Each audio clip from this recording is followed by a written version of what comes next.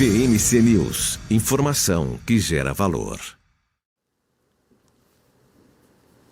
Estamos de volta aqui na nossa programação da BMC News, 11 horas e 13 minutos. Vamos seguir aqui, sempre trazendo a notícia, acompanhada ali da opinião de grandes especialistas. Essa é a nossa missão. Chegou a hora, então, inclusive, né, de ouvir então, a opinião da Priscila Araújo, que é a gestora da O3 Capital, que chega agora aqui na nossa programação. Muito bom dia, Priscila, bem-vinda. Bom dia, Paula, tudo bem? Obrigada pelo convite. Obrigada, a gente que agradece pelo seu tempo. Priscila, primeiro queria entender, né, um pouco da sua visão, sua leitura. A gente teve esse IPCA hoje trazendo aí, né, um número menor do que era o projetado, inclusive. O mercado hoje está até descolado lá de fora. Também, claro, a gente sabe que tem, né, toda a questão do petróleo aqui, as commodities puxando, né, o nosso índice hoje, conseguindo sustentar aí o nosso índice descolado, inclusive dos índices americanos. Mas eu queria entender um pouco da sua leitura, os impactos que você enxerga aí justamente, né, deste cenário, tanto do IPCA também, expectativas, inclusive, para a diminuição de juros pelo Banco Central. Acho que a gente vê numa tendência super positiva, né? Quando a gente olha no cenário de médio prazo, a gente tem um cenário bastante positivo para o Brasil, especialmente para os ativos de risco e para a Bolsa, né? Com um cenário de desinflação e com o início do corte de juros, né? Esse cenário ele permanece para o médio prazo. O que aconteceu no curto prazo, essa volatilidade que a gente teve nas últimas semanas, ela basicamente foi causada por por dois fatores. O primeiro fator é o cenário externo, e a gente tem, né, uma pressão maior na curva de juros americana, e isso acabou impactando todos os ativos de risco globalmente e todas as taxas de juros globalmente. Então, esse a gente teve como um primeiro efeito para os mercados, e essa pressão hoje permanece, né? No dia de hoje está um pouquinho mais negativo lá fora. Mas do lado doméstico, a gente teve, né, um questionamento do fiscal, né? Era um ponto que o mercado nem estava olhando mais, ele já tinha tirado isso do cenário, do contexto, depois da aprovação do arcabouço fiscal. E o fiscal, o Brasil, ele convive, né, com essa discussão do fiscal, parece na história inteira, e esse componente voltou para a pauta agora como uma preocupação do cenário de curto prazo e uma consequente elevação da curva de juros de longo prazo. A gente continua com um cenário muito positivo, tá, Paula? Assim, a gente o número de hoje mostra esse contexto, né, esse processo de desinflação que está acontecendo globalmente, mas mais especificamente e na frente acontecendo no Brasil e em outros mercados emergentes, como também no Chile, e isso só reforça que a gente está num processo de relaxamento monetário no curto e médio prazo, e isso é muito positivo para os ativos e muito positivo para a Bolsa. Então, apesar da gente está tendo um cenário mais negativo lá fora, a questão do petróleo gera uma preocupação de médio prazo, de inflação, isso dá um pouquinho de alívio no curto prazo para o Brasil, e o Brasil pode voltar a retomar essa tendência mais positiva de valorização que a gente viu, principalmente a partir do mês de maio, né, maio, junho e julho, e até o começo de agosto, e depois a gente ficou um pouquinho mais volátil. Então, o cenário permanece, a gente continua olhando o médio prazo,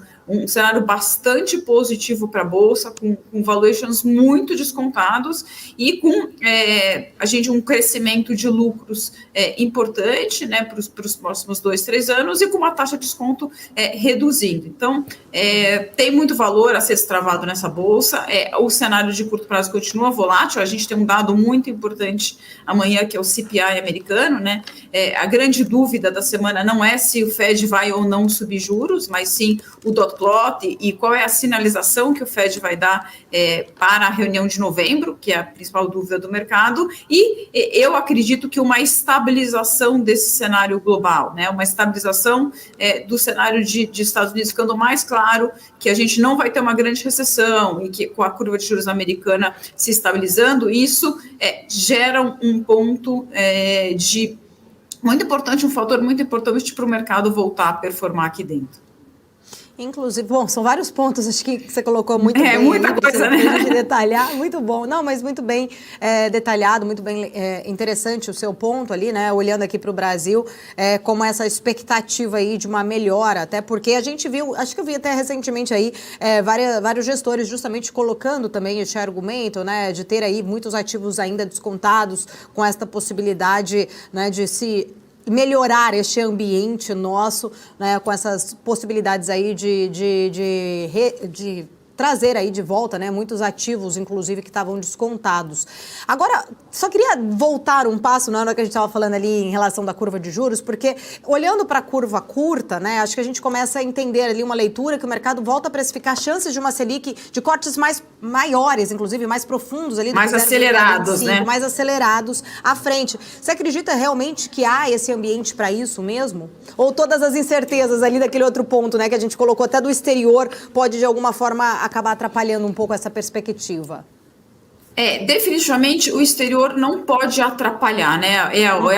É o famoso clichê do que não é o cachorro, não é o rabo que abana o cachorro, é o cachorro que abana o rabo. A gente depende desse cenário externo, né? Então, muito tem se discutido também, né? Você tem a questão do diferencial de taxa de juros real. Hoje a gente está num momento onde o diferencial de taxa de juros real brasileiro em relação aos mercados envolvidos é historicamente muito baixo.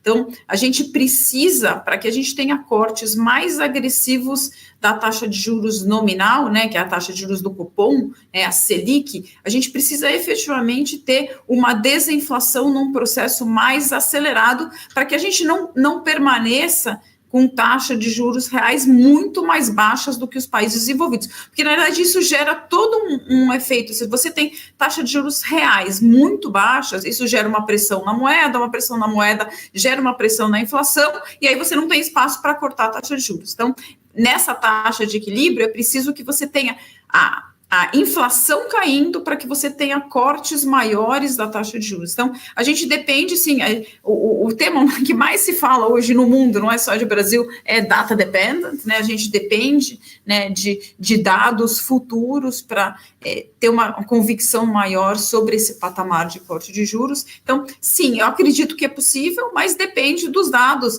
Quando a gente olha o que aconteceu, né, nas últimas semanas, a curva chegou a precificar já uma aceleração do ritmo de corte de taxa de juros 1 mês atrás, 3 semanas atrás. A gente teve surpresas negativas de inflação, que na verdade fizeram o mercado recuar nessas expectativas, e hoje o dado de hoje foi um dado mais positivo, o mercado já começa a parcialmente precificar uma aceleração desse corte de juros.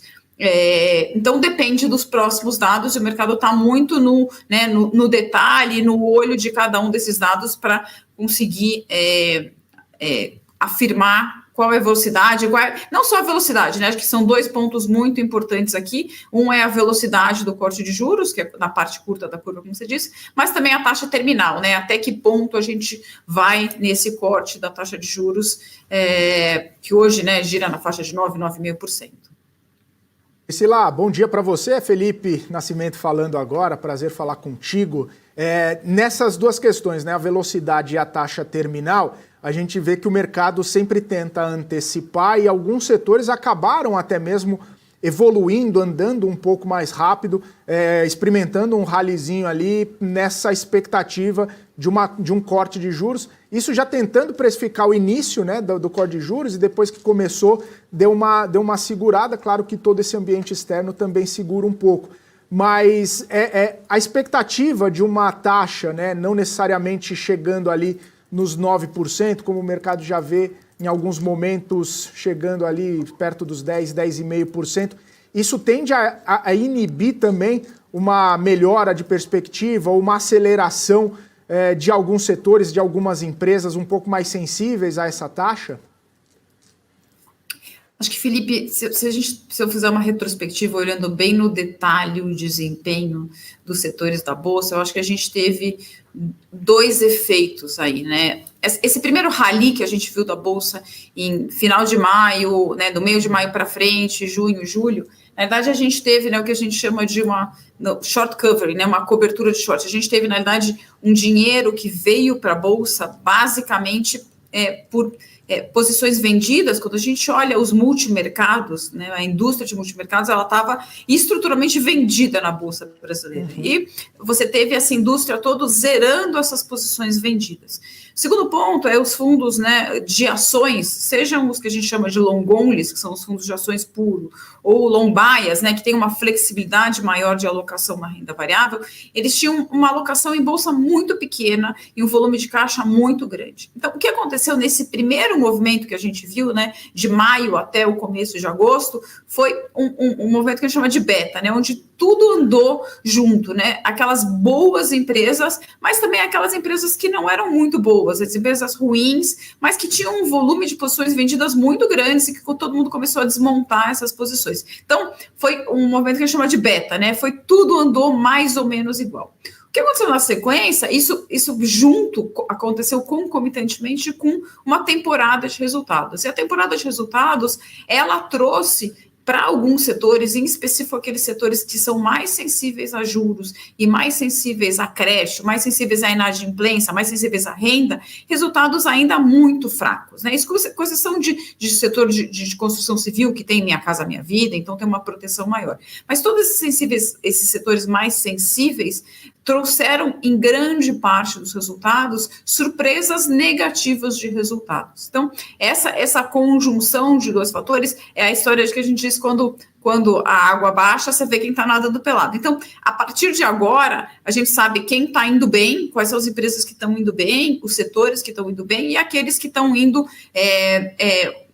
estão sofrendo mais nesse contexto macroeconômico mais desafiador com taxa de juros muito alta. Então, olhando para frente, acho que tem a tendência que esse próximo movimento da Bolsa seja um movimento que chama de alfa, né? Um movimento onde as boas empresas, aquelas que estão conseguindo navegar bem nesse cenário, tendem a performar melhor do que aquelas empresas que estão sofrendo mais. E falando em taxa de juros, assim, a gente pode citar um setor, né? Então a gente fala, então taxa de juros vai cair, qual é o setor que se beneficia? Não, vamos pensar no setor de varejo, né? Varejo de bens duráveis, que é sensível a juros. Mas é um setor que está muito desafiador, né? Então, quando a gente pensa na Bolsa, a gente tem Via Varejo, Magazine Luiza e Mercado Livre, a gente tem uma dinâmica competitiva nesse setor muito específica, onde o Mercado Livre está ganhando, né, participação de mercado fortemente, e as outras são empresas que estão tendo uma dificuldade em ganhar market share, onde estão muito, né, pega, por exemplo, Via Varejo, que está com uma alavancagem, né, um endividamento muito alto, que está com dificuldade em fazer a roda girar.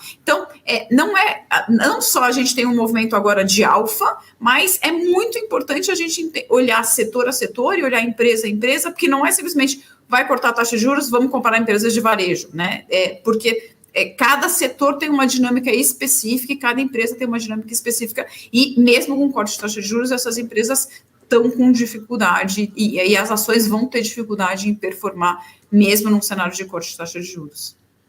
É um cenário bastante desafiador, né, Priscila? Principalmente quando você fala de varejo, né? É claro que, pelo menos nesse aí que você comentou, tem muitos desafios, mas é interessante quando a gente conversa com alguns gestores aqui, eles falam assim, não, mas aí tem que olhar, parte para o micro, né? Se o macro está desafiador, olha para o micro, vê a empresa ou, de repente, o segmento, né? Se esse setor de varejo está mais complicado, quem poderia ser o vencedor nessa dinâmica toda que a gente está vendo, ou de repente qual setor. Na gestora, aí vocês têm essa percepção de escolher de repente um top pick ou fazer algum tipo de long and short para capturar também esse movimento intrasetorial que possa haver ao longo desses próximos tempos também, Priscila? Felipe, a gente faz as duas coisas, né? Então, assim, acho que a gente na hora de escolher ações, a gente olha as duas coisas, né? Então, a gente vai olhar o cenário macroeconômico, então a posição, ela pode entrar na carteira olhando o cenário macroeconômico, que a gente chama de top-down, né? Ou a gente pode olhar o específico da companhia e decidir colocar aquela ação na carteira pelo micro dela, pelo específico. Eu vou dar um exemplo muito claro, tá? De posições da carteira. Então, pensa durante a pandemia, todos os shoppings fechados, as lojas fechadas, você tinha, por exemplo, Arezzo, né? A Arezzo era uma empresa que estava fazendo um investimento em omnicanalidade, no digital, novas marcas, era alta renda. Então, apesar do cenário macro muito negativo, fez todo sentido você ter a Arezzo durante a pandemia, porque o que estava acontecendo no micro da companhia era muito bom mesmo com o cenário macro negativo. Na ponta oposta, vamos pensar na hora que a pandemia estava tudo fechado, a vacinação começou a ganhar tração. Então, você fala assim, a vacinação está ganhando tração, então você vai ter reabertura. Quem se beneficia de reabertura? Então, você tem um vetor macro, onde você começa com esse vetor macro e você vai buscar aquelas empresas ou aqueles setores que se beneficiam mais. Então, ela pode vir das duas formas. E a gente monta posições, seja posições compradas isoladamente ou vendidas isoladamente, o que a gente chama de posições alfa, ou pares, né? Você pode ter uma posição comprada numa determinada empresa, uma posição vendida isolada na outra empresa, ou naquele mesmo setor, eu acredito que um par, né? Você uma posição relativa, a posição A vai muito melhor que a posição B. E aí eu consigo neutralizar a exposição a variáveis macroeconômicas, a variáveis regulatórias, de taxação, eu consigo neutralizar tudo isso montando pares. Então, a gente faz uma combinação de todas essas coisas na montagem da carteira. Perfeito, Priscila.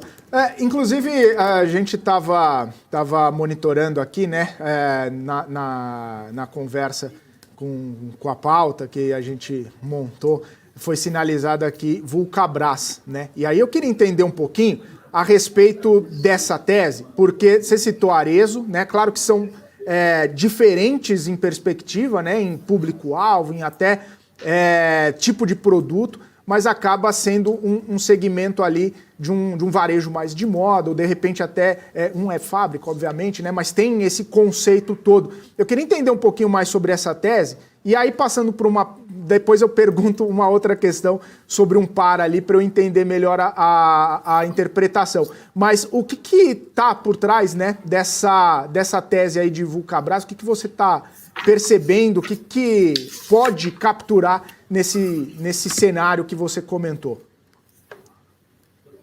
Acho que a Vulcabras, né? A Vulcabras é uma empresa familiar, né? Que está assim, tem 70 anos essa empresa, mas ela passou por um processo de reposicionamento estratégico muito importante recentemente, né? A Vulcabras, se a gente olhasse essa empresa 10, 15 anos atrás, ela era basicamente uma empresa que atuava, né, em botas, né? A Vulcabras é uma empresa que pelas botas, né, para trabalhadores, operários, e também para uma parte de calçados femininos, né, principalmente Azaleia, né, até a marca antes era Vulcabras Azaleia, então trabalhava nesses calçados mais informais, femininos. E a empresa fez uma transformação grande, né, nos últimos anos, onde primeiro ela investiu mais na marca própria, que é a Olímpicos, né, para calçados de corrida, e nessa transformação ela se transformou numa empresa focada no esportivo, né, no calçado esportivo. Então, ela investiu mais na modernização da marca Olímpicos. Ela comprou da Alpargatas o licenciamento da Mizuno. A Mizuno é uma marca japonesa de calçados. Nos últimos 20 anos era da Alpargatas. A Alpargatas se desfez desse licenciamento. E ela também adquiriu os direitos da Under Armour, que é uma marca americana de vestuário esportivo. E ela focou, né, renovou a marca, modernizou a marca e investiu num nicho de mercado que cresceu muito nos últimos anos e que a gente teve um boom muito grande depois da pandemia, né? Depois da pandemia as pessoas passaram a se preocupar muito mais com a saúde e querer fazer mais esporte, atividade física, e a corrida é um esporte que é um esporte bastante democrático e que tem crescido muito, não só no Brasil, mas no mundo. Então, esse investimento trouxe benefícios muito grandes de crescimento. A gente está falando de uma empresa que faz 12 trimestres, que cresce duplo dígito em receita. Você tem uma competitividade muito grande nos calçados. 60% da receita da empresa é Olímpicos, né, que é essa marca de calçados de corrida, de tênis de corrida. E você tem uma competitividade muito boa, porque os principais competidores hoje do Olímpicos são as grandes marcas internacionais, né, Nike, ASICS, Adidas, que basicamente trazem esses calçados importados e que tem, na verdade, uma faixa de preço muito acima dos calçados olímpicos. Então, a Olímpicos consegue ser muito competitivo nesses tênis de corrida.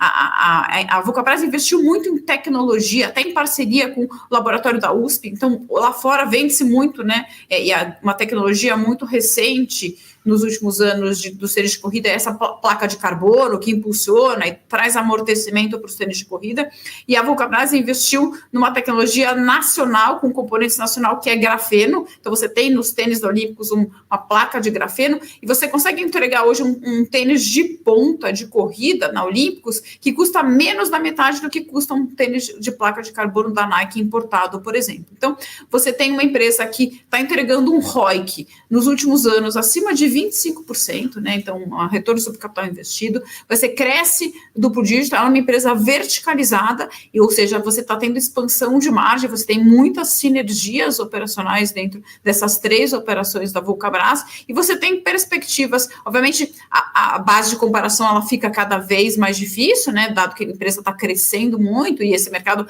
acaba tendo uma penetração cada vez mais difícil, né? Uma saturação maior. Então, olhando para frente, quando a gente olha o case de Vulcabras, a gente ainda vê um potencial de crescimento muito importante, menor, obviamente, do que foi nos últimos trimestres, mas com uma capacidade de expansão de margem muito importante e com um valuation que é 40% de desconto em relação ao que a gente vê de outros peers listados na Bolsa. Então, tem um case aí de tendência estrutural, de mais participação no esporte, de grande competitividade em relação ao produto importado, uma marca nacional, com uma gestão excelente, com um valuation muito descontado. Então, tudo isso faz com que a gente continue muito confiante no case, é uma das principais posições que a gente tem hoje na carteira, e deve trazer um retorno bem interessante nos próximos trimestres também.